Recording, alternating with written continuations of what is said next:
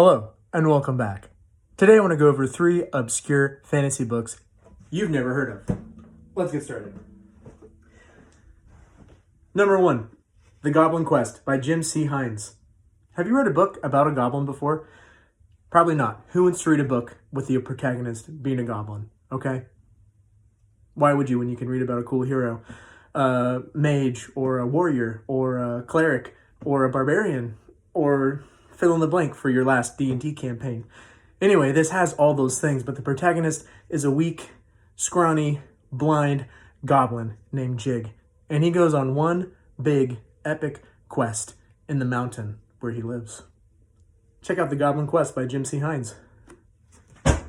Number 2, Wolf Moon by Charles de Lint. Charles, if I can pronounce it right. Charles de Lint, I believe, is from Canada, so that makes him really cool. Canadians are cool. This here is a slice of life fantasy book about a young man who also can transform into a wolf. He's being hunted by this evil magician, and he happens upon this little inn. I can't remember the name, like the Tinker, I think, the Tinkerer. Anyway, it's a small cast of characters. There's no big world prophecy, save the world. Big world prophecy, save the world. Did I just say that? Anyway, it's a slice of life.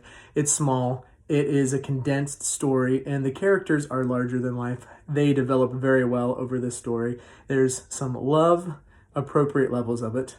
Not too much smut, so that's good. There's some love, there's action, there is a little bit of betrayal here and there. This is a fun one. I think Charles does a great job just with his literary prose. He wrote some great books like The Onion Girl. No, The Onion Girl, that's the next author. Forget that. He wrote the Newford series. That's what I wanted to say, yeah. Wolf Moon, check it out. Last but not least, this here is The Skystone by Jack White. Do you like King Arthur? Did you ever watch The Sword and the Stone growing up? How about the BBC hit show Merlin? Well, let's fast forward. No, we're going to rewind this by 30, 40, maybe even 50 years to Caius and what's the other guy's name? Varys, I believe. Caius and Varys? Anyways, they're the great-grandfathers of Merlin and King Arthur. Wow. Who would have thought? Anyway, this is a fun book. It goes over Caius, his story as a blacksmith.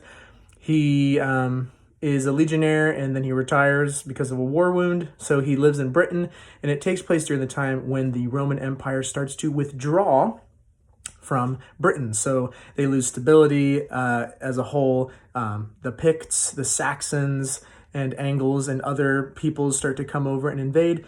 So the 2 main protagonists decide to kind of build an encampment, a little village, homestead, if you will, that Camelot, I believe it's pronounced, but it later becomes what is known as Camelot. So this is a really fun read as well. This is some historical fiction. Yeah, anyway, those are 3 books. Had you heard of those before? 1 of them, 2 of them, 3 of them, 0 of them? I hadn't before I read them. Maybe that's how it is with most books. No, it's not, because everywhere you go, people are recommending books. Anyway, hey, thanks for stopping by today. It was so fun to see you. Let me play it out. This guitar is out of tune. Anyway, have a great day. Let me know what you're reading in the comments. Let me know if you have any awesome hidden gem or obscure fantasy, historical fiction, nonfiction, any kind of books. If it has words on it, let me know what it is. See ya.